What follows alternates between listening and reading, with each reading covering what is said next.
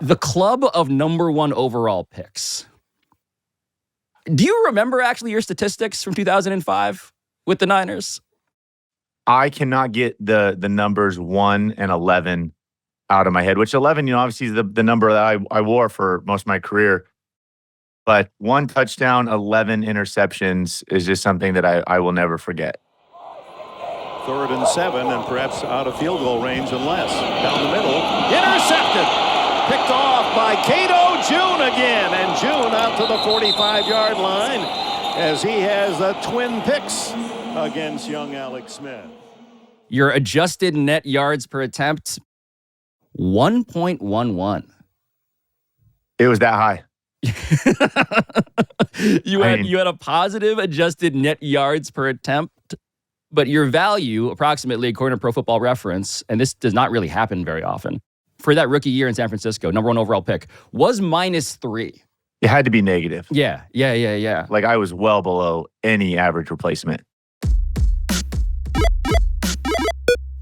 Okay, so negativity. I want to talk to you about negativity and also replacement. Because my old friend Alex Smith, the former number one overall pick in the 2005 NFL draft, taken by the San Francisco 49ers, is intimately familiar with this concept. Alex would go on to have one of the most impressive 14-year careers in NFL history, by the way, in terms of not just on-field success, but also injuries overcome and players mentored, as we'll discuss.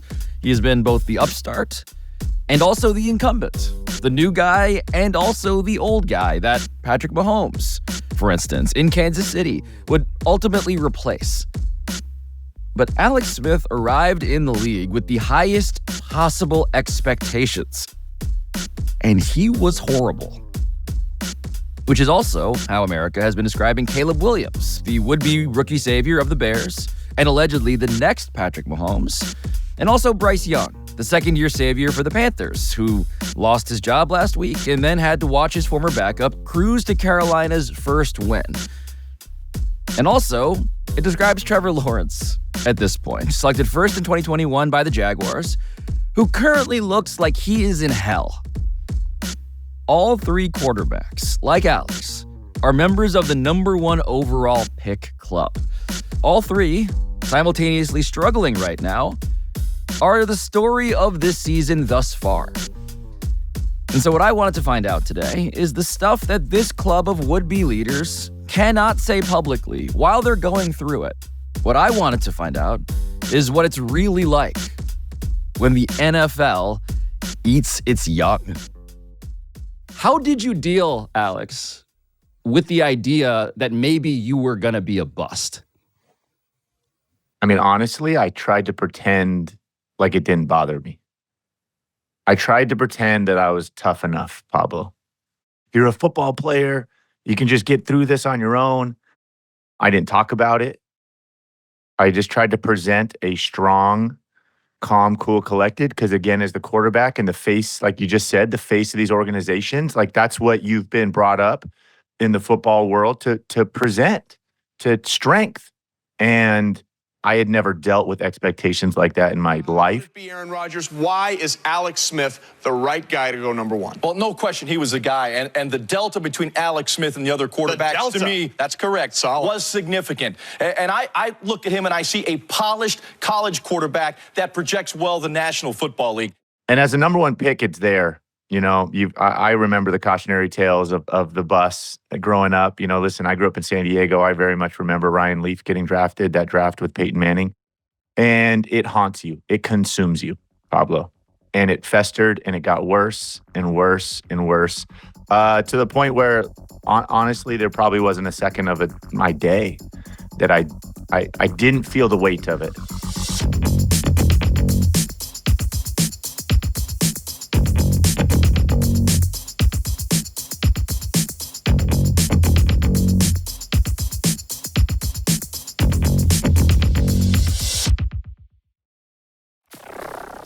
The notion of self-doubt. That, wait a minute, maybe the story I tell myself about myself is not actually the story of my life. Yep.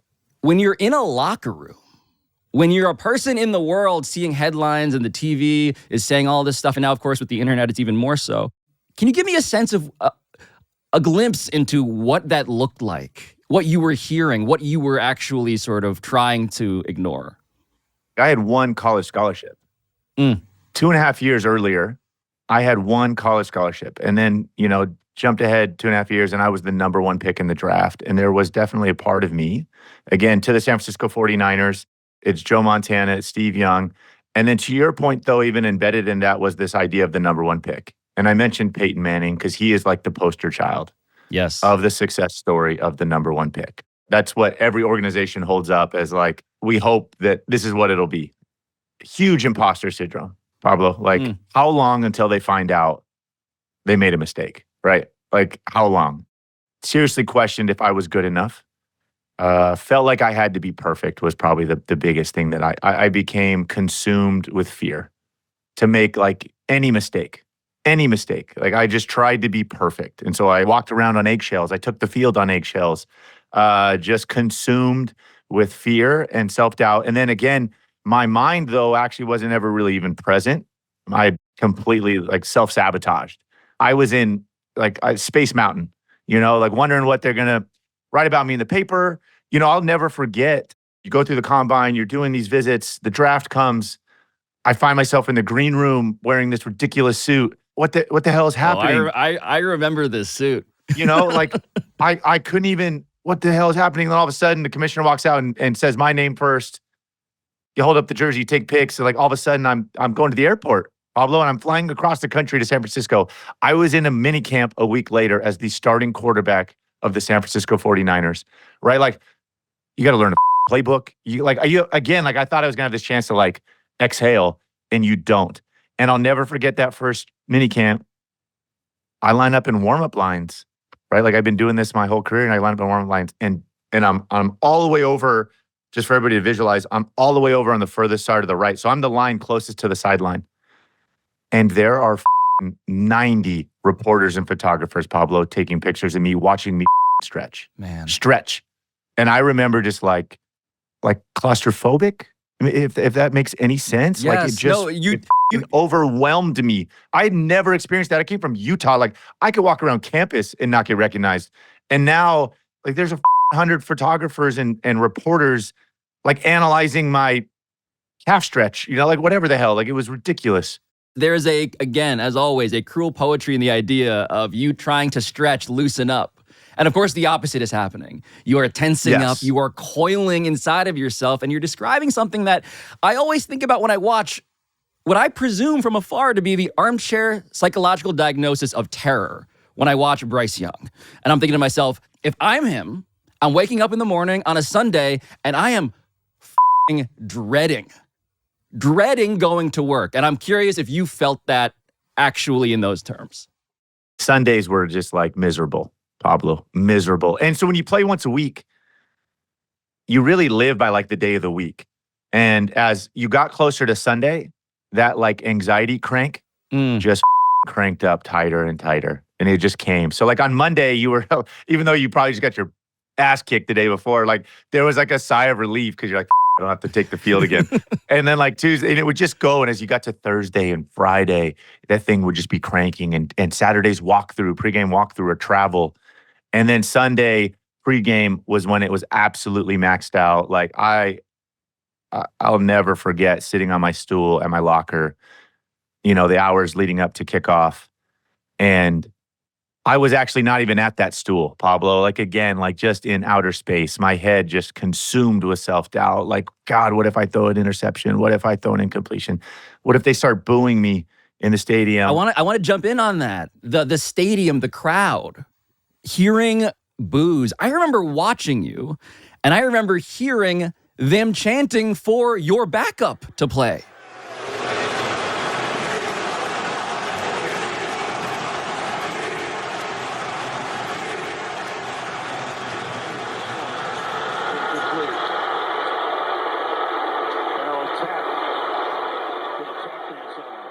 David Carr, right? Yeah, 70,000 people chanting the backup's name. I mean, just what a person is left with as they are disassociating from their physical form and hearing a mass of people who are supposed to love you, by the way. What do you actually want in that moment more than anything? Oh, I want them to like me. I want validation, Pablo. All I wanted, and at the crux of all of this, is just to prove everybody that I was worth it. Yeah. That I was worth the number one pick. And I want so badly to win for them. Yes. No. And I'm holding on so tight that like I've become my own worst enemy, actually. You know, and I would look forward to your point, like of the games. I so used to look forward to away games, Pablo. It was amazing. Like my rookie year, my first few years, like away games were up. I was like, oh yes, we're on the road, which is insane as a quarterback. Because like backwards. Now you got to deal with crowd noise and 70,000 people cheering against, you know, like literally making noise. You can't even use a snap count. Like that's insane to say in hindsight, like for me, because that's just not the way it should be. But I several years like that. Like I looked forward to road trips. Right. I felt like it eased the pressure just a little bit. And so when you watch Bryce Young in the present tense, a guy who has actually in real time been benched and replaced by a capable backup in Andy Dalton, who just, by the way, became the first guy all season to throw for 3 touchdowns and hit 300 yards. Yeah, but like this is the idea. Like I heard this, Dave Canales came out and said when he made this, he's like, hey, well. And ultimately it just kind of lands on my shoulders to be able to make the best decision for our group, to give us our best chance to win this week. And it's like, no shit. Andy gave you the best chance to win all last year. Like, just like I should not have been playing that's not the point. Like, Peyton Manning didn't give the Colts the best chance to win his rookie year. He threw 28 interceptions. He set an NFL record. Like, that's not the point. That once you had committed yourself to that path, this whole like baptism by fire, like, and then here in Carolina, you pull the rug out 2 weeks in, which I have a lot of emotions on this whole thing, but like having watched Bryce's tape, and this gets at the core of even what I went through. Yes.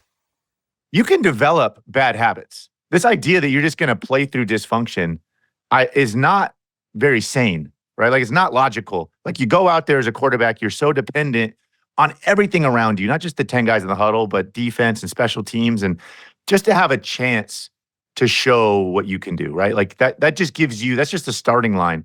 You can go out there and in the midst of this dysfunction, which is what the Panthers are, dysfunctional, right? That you can develop bad habits. You can lose confidence. You can become rattled, right? The pressure and anxiety that certainly comes with the expectations of being the number one pick can consume you. And I felt like that's what I saw in Bryce this year.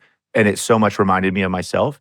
And so actually maybe him getting to finally sit back and watch a guy like Andy, who, by the way, this is a like Pro Bowl quarterback. He's taking his team to playoffs. Like this guy can play at a high level, and he showed on Sunday. But maybe that actually is the best thing for Bryce, but that still doesn't let this organization off the hook for like what they did. Right. The lack of a plan. And this was really, I think, what I felt like when I was going through it. You're alone. Nobody knows what that's like. And the small world of like top pick quarterbacks, it is a small world. And I remember how alone I felt. And then watching Bryce, how bad I feel for him. And dude, what he's trying to do is so freaking hard. It's so hard, right? Like turn this organization around, play as a young rookie quarterback. Here he's just heading into his second year. Like it is so hard. And I think you lose sight of that sometimes when you're in it.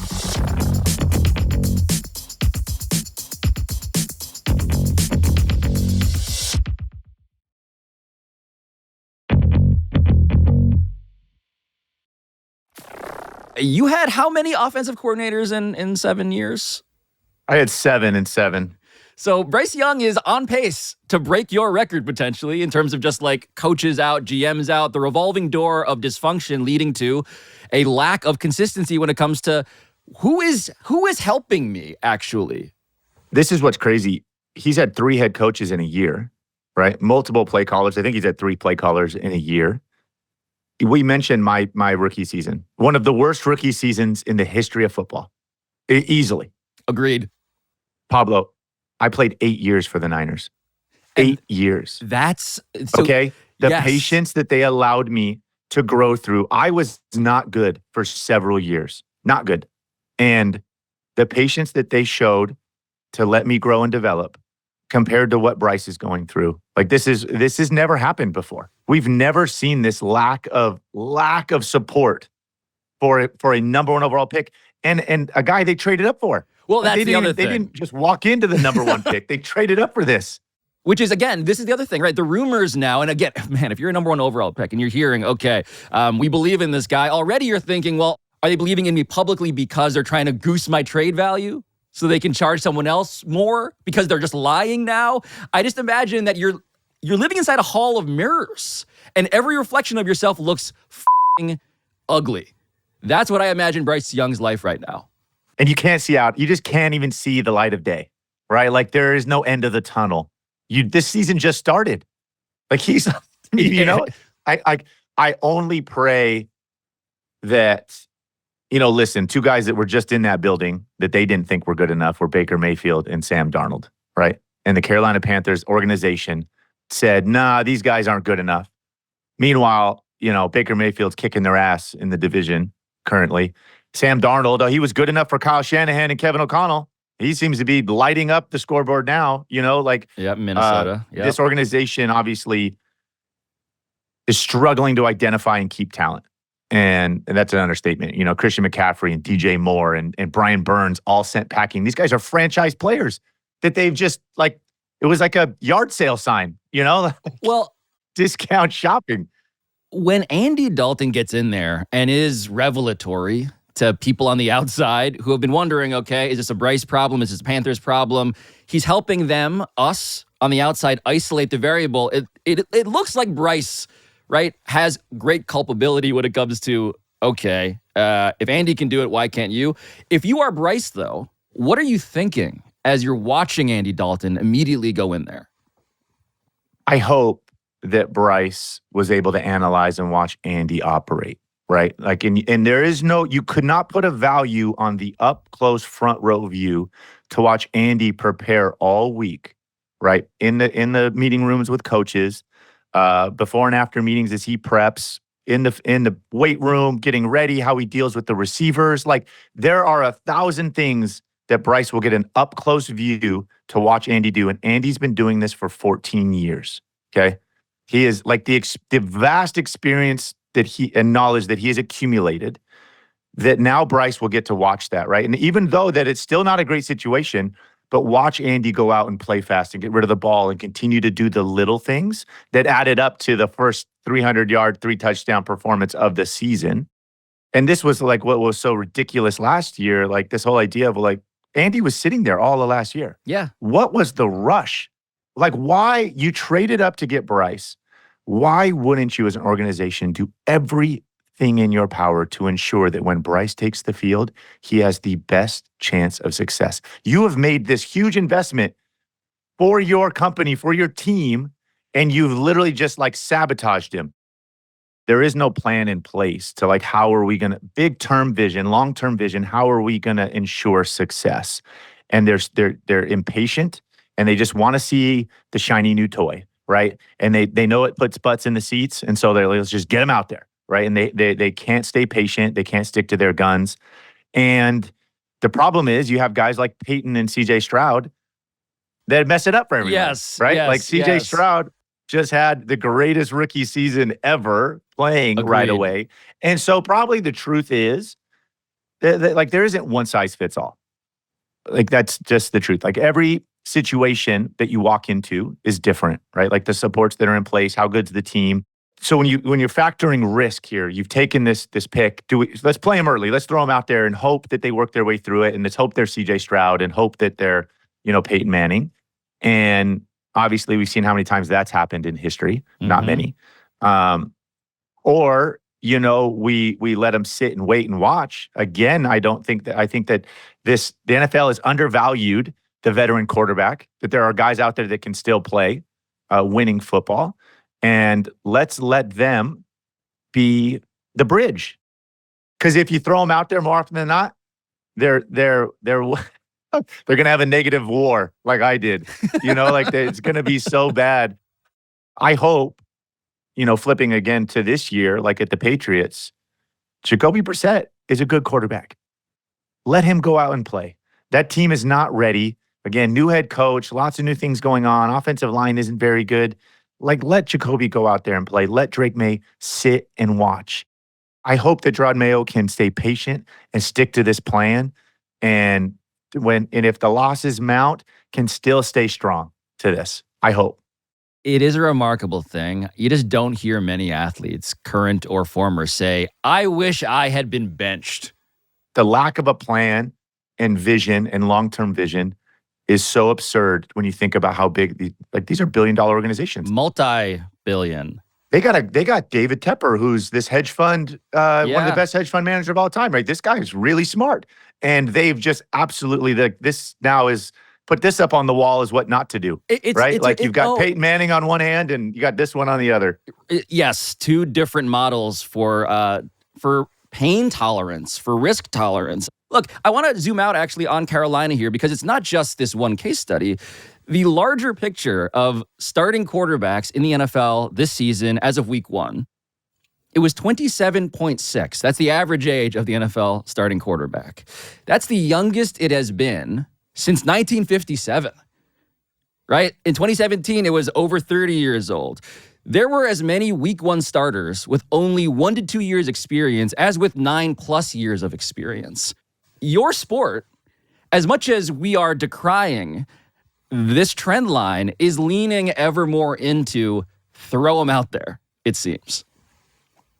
Did we not just watch what Tom Brady was still able to do late in his career? There's such power in the veteran quarterback and just in what they've seen, right? Like to go out and operate, so much of playing quarterback is decision-making, right? Like beyond the physical attributes. It is these little incalculable, unmeasurable little things that add up. And this is obviously to a much larger concept of kind of mentorship. But like you go look at Patrick's path, right? You go look at like Jordan Love's and Aaron Rodgers' path. In all of those cases, could they have started earlier? Sure. Yeah, but that's because of you, buddy. Hold on. Let's not abstract this. That's because you were ahead of Patrick Mahomes. Yes, but like my point, and it's hard when I was in it, right? Like no, you don't want to get the replacement. They draft your replacement and he's sitting there, right? Like that's not like something you wish for in the moment. But from a football fan, if you are a Chiefs fan if you like, how about just an operational, you look at like the brilliance of it from a big picture. Like, yeah, like, hey, draft him. I was in my 13th year at that point. I had my career year by far. I mean, I led the NFL in a couple categories, like was in the MVP conversation by the end of the season. And the brilliance of again, Patrick got to see an up-close view of it for an entire year. Everything that I had accumulated, all the knowledge, the routine, like the operational playbook of playing quarterback, like Patrick got the up-close view and it's like, hey, take what you want, take what works for you, and then send me on my way and get some draft picks in return, right? Like it's brilliant. It's brilliant. And then, by the way, Patrick's his first start the following season, I think he threw 6 touchdowns. Like you've just ensured, again, you traded up to get him with the 10th pick. You want to do everything in your power to ensure that it works, that he has a chance at success. And that's part of this. And like it seems so obvious from the outside looking in, and yet it's still so rare. Yeah, look, it was not lost on me as I was watching the Super Bowl this year. I'm watching Patrick Mahomes win his 3rd Super Bowl, his 3rd Super Bowl MVP, and he goes up to the podium behind this microphone, the biggest television show in America, and he says, I want to thank Alex Smith.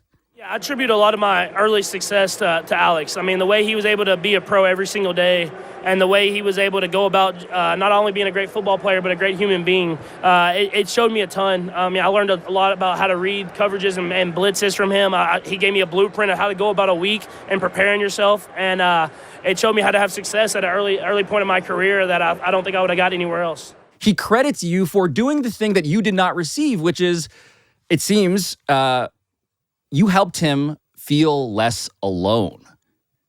Pablo, the 2 quarterbacks, when I made my first start for the Niners, the 2 quarterbacks had a combined 1 start. The 2 other QBs in the room. So there were 3 of us. 1 start. They were a 2nd-year and 3rd-year player who had 1 start. And I'll never forget, after practice, sitting in the film room, watching film by myself and having no idea what I was doing. I put in the hours, Pablo. I was working hard.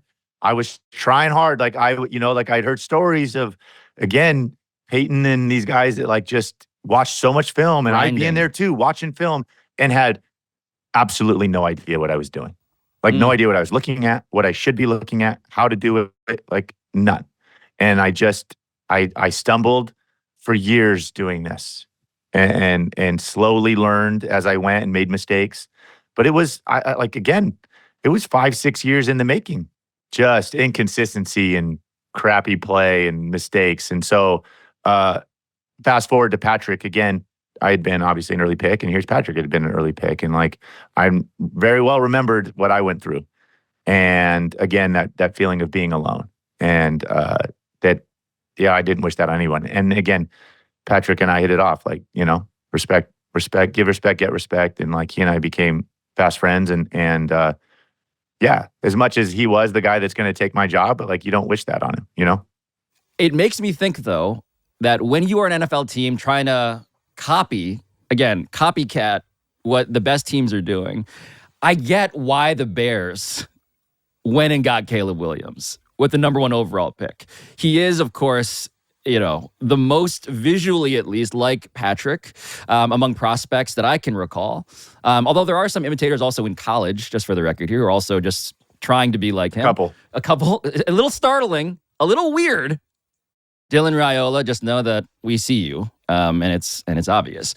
But Caleb Williams, his thing in college was accuracy. That was like the one thing nobody ever, it was a bunch of things, but nobody ever questioned how precise he was, on top of his ability to overextend plays, which was fun more than anything. But now, okay, he goes from super accurate to inaccurate through 3 weeks. I'm just wondering, is that a nerves thing? Is that a feet thing?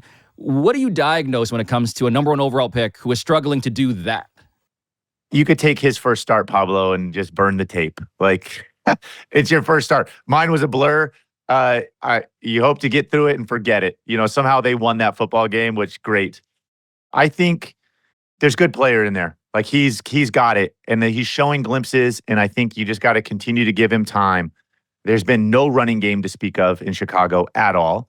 It's been completely on his shoulders. Young offensive line as well. So like, it's a work in progress, bunch of new faces. He's running a different system for the first time. Like, it just takes time. And as impatient as we all are, and the media doesn't help, right? Like with this, they need to be patient. For me, just even in these 3 weeks, I feel like I have seen progression from him. When you were going through it and there were people that you wanted to measure yourself against, not historically, but just like your sort of contemporaries, it does occur to me that I plan to talk to you about how all these young quarterbacks are fundamentally, in some form, all sorts of beds. And out comes another quarterback who plays for another one of your former teams, Jayden Daniels. And that dude has a day that makes you feel like we made the right choice. And all of this is small sample size theater. But I am curious, how much were you paying attention to guys that you would be measured against while they were off and occasionally killing it? Well, listen, you're talking to a guy that to this day will forever be tied to Aaron Rodgers, right? He and I, forever. And so I get it. I totally get it. And, my first few years obviously were very different than his first few years in the league. But that's the reality, right? And Bryce Young and CJ Stroud will forever be tied together. Same deal. And this draft class as a whole, all these QBs that went in the first round, again, will all be lumped together as we track their progress and careers. I think one of the unique things about this draft class was Jayden and Bo Nix. Because of the change in college football with NIL and the transfer portal, that, listen, when I was 20 when I got drafted. Like, my choices were to stay at Utah, Urban had left for Florida, or go pro and make money, right? Like, it was binary. That's it. Like, these guys now, there's lots of choices. In fact, if you're not going to be an early pick, like, you probably make more money in college, right? Mm-hmm. And you can, by the way, you can transfer anywhere you want and play immediately and, guarantee go to a great place to have success. And so what I'm getting at is just that Jayden and Bo Nix, these guys are 5-year starters. 5 years. Bo Nix has played more football than anybody ever Jaden's right there with him. Yep. These guys have so much experience. And I think it's made the college game better. It's made quarterbacking in college especially better. Definitely. Right? Older guys that are more experienced. And now when they come to the NFL, I think they are more pro ready. Like I watched Jaden. He's so cool and calm in the pocket. Like he does not look like a rookie. Oh, that throw and I do think where that he's has to backing come up from and the blitz is coming and he hits that, that deep go ball. Totally. We've only got 10 guys on the field. They're down in 7. This one is launched from McLaurin. He's got it. Touchdown. Well, even when you think about his progression in college, like Arizona State, again, he's starting as a young guy and playing. And then, by the way, I'll just transfer to LSU, which is like a mini NFL team, And then I'll go do this in the SEC. And my style worked there. I won the freaking Heisman Trophy. And now I'm stepping up again. So there's been this gradual step. Like it's not as much of the 0 to 60, for me, going from the Mountain West Conference and playing Wyoming to, playing, Ray Lewis and the Baltimore Ravens. Like that just was very different. So for Jaden, I feel like that experience that he possesses, the calmness in the pocket, like, man, it looks unbelievable. It's why he's set records already.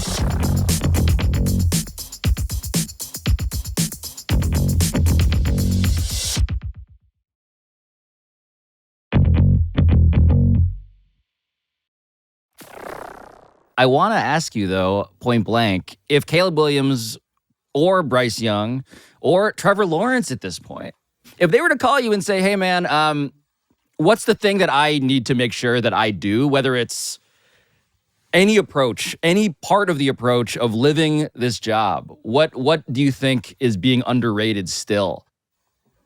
Trevor's a little different. I mean, he's signed his second contract. I mean, he's one of the highest paid guys in the league. And Pablo, with that, there was always a direct correlation for me. It's like becoming the number 1 overall pick again. The expectation is to play like it. And, for me, when in my career, when I did sign a big contract, like my rookie one, and also later was fortunate enough to sign, another big contract, like expectations come with that, right? Like, yeah, that's great. Hooray. We got, like this is amazing, life-changing, thing that happened. But like, it mounts for you. The pressure mounts. And so Trevor's kind of dealing with a whole nother animal. And also the expectations for this team are no longer to like, hey, go 7-9. Correct. They're there to make the playoffs and win playoff games and again, continue to elevate. And so for them to be 0-3 and then just to not even be competitive, this last Monday night, like that's only going to increase. Again, remember that like anxiety crank that's only getting jacked up here. For them in that building. And it's going to mount. And again, that stress, like how does it affect people? How does it affect Doug Peterson and Trevor? You cannot bury the self-doubt, Pablo. Like it's there, right? You have to confront it. Like this is real. This is hard. It is tough. And you have to meet it, right? You can't wallow in it either, but you got to meet it in order to be able to move past it. And anytime that anxiety kicks in or self-doubt, you got to be able to push it aside and get back to like what's important. And you've got to get back to the fearlessness. You can't go out there and try to be perfect as the number 1 overall pick. You can't go out there trying not to make mistakes. Have the courage to fail, as crazy as that sounds. Like that's what you have to get to. And again, that's not holding on so freaking tight that again, you become your own worst enemy. I want to take stock of the league. Because the state of the union right now for passers, for guys who did this job, it's not looking great. Yeah. When you're watching football right now, you're seeing less of everything that you'd want more of from your quarterbacks. Passing is down. As we said, the Andy Dalton thing, 300 yards and 3 touchdowns did not show up until deep in week 3. Average depth of completion is down. Yards per game is down. Yards per completion is down. Touchdown passes. So, and there's a bit of a murder mystery here, Alex. Right? Yep. There are a bunch of suspects. I want to lay them out here for you briefly. The greater prevalence of young quarterbacks, as now chronicled. The rise of cover 2 defenses has been a thing, a debate, an active debate. Should we ban them? Has been an argument. Of course, you have defensive coordinators who are getting better at disguising coverages, bad offensive line play, the lack of preparation because preseason, has become less of a functional thing at all. Do you have a favorite explanation as to why passing right now despite being the thing everybody cares about the most, is also suffering in this way? There's a lot of reasons that do go into it. You hit on a lot of them. I think the major issue is just cyclical here. I mean, listen, we in the last 5 to 10 years, we really saw the emergence of kind of shotgun spread offense, RPO, run game, take over the NFL. You know, like it wasn't that long ago. Like I ran a similar offense in college. Like when I got drafted, it was considered gimmicky. Like it was a joke, the offense that I ran in college. Like it would never work in the pros, and then it has seemingly taken over the NFL. And so you've really seen, I think, a swing on the defensive side that, listen, we're not going to give it up. We're not going to let Joe Burrow and Jamar Chase throw it over our head. We're going to keep them in front of us. We're going to double it. We're not like especially these receivers on the outside, certainly a bunch of them that all got paid here in the last couple of years. These guys are monsters. You cannot play them one-on-one. They will absolutely wreck a football game. And so I do think we've seen the emergence. When I came to the NFL, do you know what middle linebackers looked like, Pablo? I mean, they were 260-pound neck rolls, just big, giant, like, because you want to know what they were used to doing is like taking on fullbacks and two-back run and stopping the run. And again, a quote-unquote pro-style system. Do you know what middle linebackers look like now? Like they are fast flow, sideline to sideline, 220 pounds maybe. These guys are like safeties playing at the linebacker because you need people that could play in space given what offense has gone. And now you, again, this is just the nature of kind of cycles in football. Like we've seen the other way, the swing again to all these little bodies on the field. And it's weird that you're starting to see a little emergence of like, oh, the Pittsburgh Steelers, we're just going to run the football. The San Diego Chargers have a 300-pound fullback and we're going to run the football. Derrick Henry, like Arizona suddenly, Cardinals. Yes, with the Ravens. And we're these kind of old school, multiple tight ends, fullbacks back out on the field, big fullbacks, and this is a way to win football games. And it's weird that now defenses are having a hard time defending those offenses, right? Because they seem so foreign.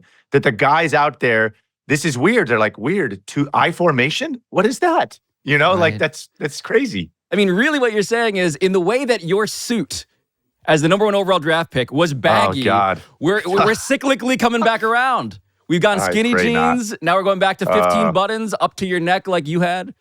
It's fashion. I pray not. I do see baggy coming back on my Instagram, Pablo, but I pray that the 6-button suit, the Carmelo Anthony the Steve Harvey suit that I was wearing never makes its way back. Listen, we're 3 weeks into the season, so there's still a lot of football left. But I do think another thing is kind of the whole mentality to offseason and preseason as well. Like to Bryce Young, and not him, it's not his decision, but like the Carolina Panthers, he played one series in the preseason. One series. He has a brand new offense, brand new head coach, and to get ready for the season, he played a series. And that's most of the NFL. It is the vast majority of the NFL. A few places, and it's weird, the places that take preseason seriously are Kansas City and San Francisco, and the teams that ended up in the championships game, Detroit and Baltimore. Yeah. We know how much John Harbaugh takes preseason seriously. It's funny how those teams seem to have success because they're operated differently. There's a different culture. Simultaneously, and we've alluded to it already, but the middle class of quarterbacks, right? A small group now, ever smaller for those reasons, right? Teams want to hit the giant home run. But you watch and you see not just Andy Dalton, but as you say, Geno Smith, these guys who are not going to be talked about or fetishized in the ways that number 1 overall picks have been. But I just wonder, are we missing that market inefficiency? We've lost the middle market for quarterbacks. The whole nature of the quarterback in the NFL is like if you're a starting caliber quarterback, Pablo, that you can ask for $50 million. And then you're either that or you're not. Like that, there used to be a middle market for quarterbacks. Yes. That like, hey, this guy's a pretty good player, but he's not top tier, so we're going to pay him a middle market contract, which is still great money, and then we can spend the leftover on a receiver or a left tackle, and that's just gone. Like again, it's if you're a starting caliber quarterback, like you can command. Like when you look at the list of top 10 paid quarterbacks, I think 2 of them have ever made the playoffs or won a playoff game. Like it's crazy. Like that what these guys are getting paid. And we've lost that. And I also think there's this huge AFC, NFC bias, Pablo. Oh, explain this. I don't know this. So like forever, the last several years, the AFC is the best conference, and a lot of it because of their quarterbacks. Like when you think about the list of the best quarterbacks in the NFL, it's all AFC. It's Patrick, it's Joe Burrow, it's Josh Allen, it's Lamar Jackson, Aaron Rodgers is over there now. Like the list just keeps going of the AFC QBs. Yeah, like these like superheroes larger than life. And the NFC, I feel like just absolutely gets dismissed. And you hit on this list.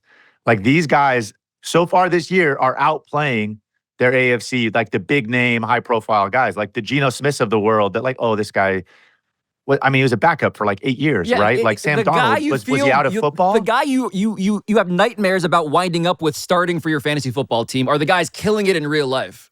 Killing it. Baker Mayfield, all of a sudden he's lining it up. Jared Goff, Kyler Murray, these guys that like aren't seen as good as their like AFC peers. And like it couldn't be more untrue right now. Like these guys are playing unbelievable football.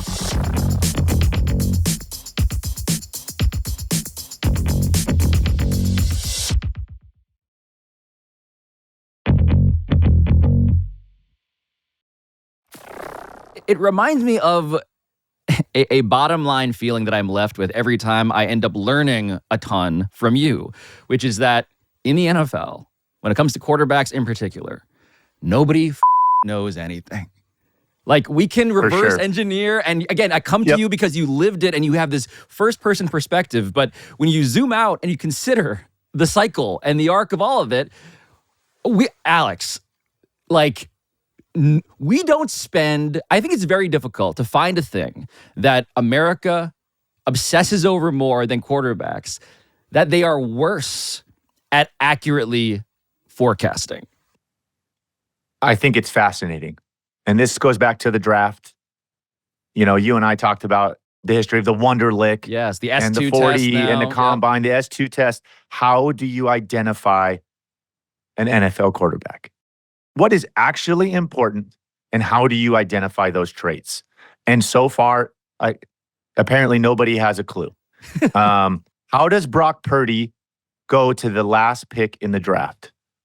I mean, it doesn't make sense. The greatest quarterback of all time, you know, for now, is Tom Brady. Like, how does he fall? Right. And yet, how many, you know, build-a-player type QBs have gone in the first round? These just, you know, again, the 6'5", shredded, can throw it 80 yards, huge hands, have not performed in the NFL. Like, it's got the highest bust rate of any position in the draft. Like, when you look at first-round positions, quarterback is like, it's below 50%, the hit rate. And so clearly the NFL historically like has no idea what they're doing on this. And so I think it's fascinating again that like what are the attributes and characteristics that are most important?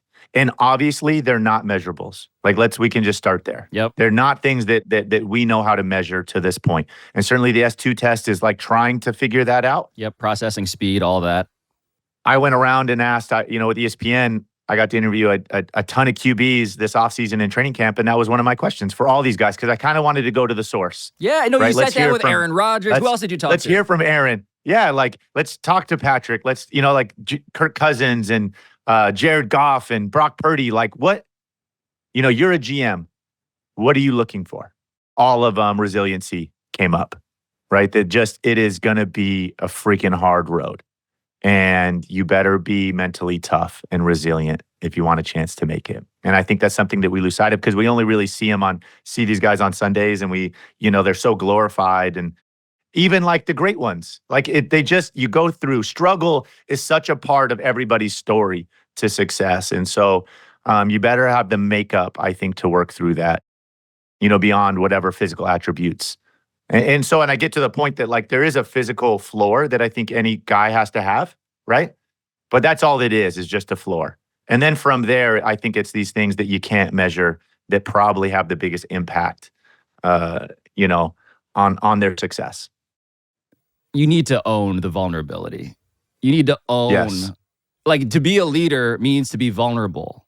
The reason I say nobody is better equipped to talk about this job than you is because you, through pain and suffering and triumph, and then pain again, and then triumph again, and now podcasting. You clued into that in a way that is just blunt and honest.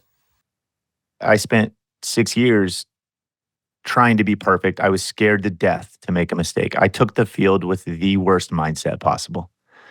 And certainly there was a moment of hitting rock bottom. We mentioned, the entire, all of Candlestick screaming, David Carr was a moment that I'll never forget. But I didn't, the only way I got out of it was through great teammates and great leaders that helped me get back to like the other side of it, right? The courage, the fearlessness.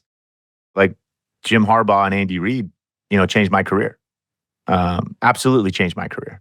These guys, I think, recognized, how difficult it is to do this, brought joy back into it, but really like the fearlessness. Neither of those coaches reinforced the kind of the fear of making mistakes. Like I hate do-overs. Like as a player, Pablo, I hated do-overs like in practice. There was this like idea that you had to be perfect in practice. And my first, like I feel like that's what consumed my first like 5 years in the league. Like God, if we had an incompletion, I can just hear like Mike Singletary saying, "Do it again," and you're just like, "Oh no!" Now like the scout team knows the play, and like the next one would be incomplete again. It's like, "Do it again," and like.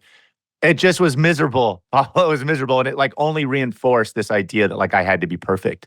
And then to fast forward to Jim and Andy, and that's just not the philosophy. No job has more of a credit dysmorphia, if I can invent a term like that, where it's just sort of like everybody has a warped sense of what they're actually responsible for because everybody sees this as the most important thing. The reason the NFL is the greatest challenge in sports is because it takes 1,000 different things to get the formula right. It does. And those are constantly changing. And I think that's what I think is fascinating about it. I think that's why people are consumed with it. And I know that's why I am as well. But for anybody trying to take credit for the singular thing in that, like, winning and quarterback success, again, is just doesn't know what they're talking about.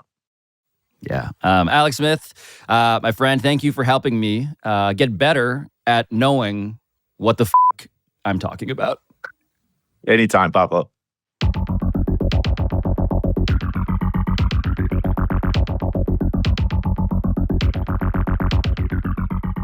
For more from Alex Smith, by the way, I greatly encourage you to check out his new podcast entitled Glue Guys, which he co-hosts with Shane Battier and Ravi Gupta. It is devoted to discussions from across sports and across business about how to make the people we work with better at what they do. And because I now consider Alex Smith, after our late nights at ESPN Daily and these episodes at PTFO, a branch of my podcast coaching tree, I should disclose to you that it's really good, this new show that he has. As for us, I am Pablo Torre, and this has been Pablo Torre Finds Out, produced by Meadowlark Media. We'll talk to you next time.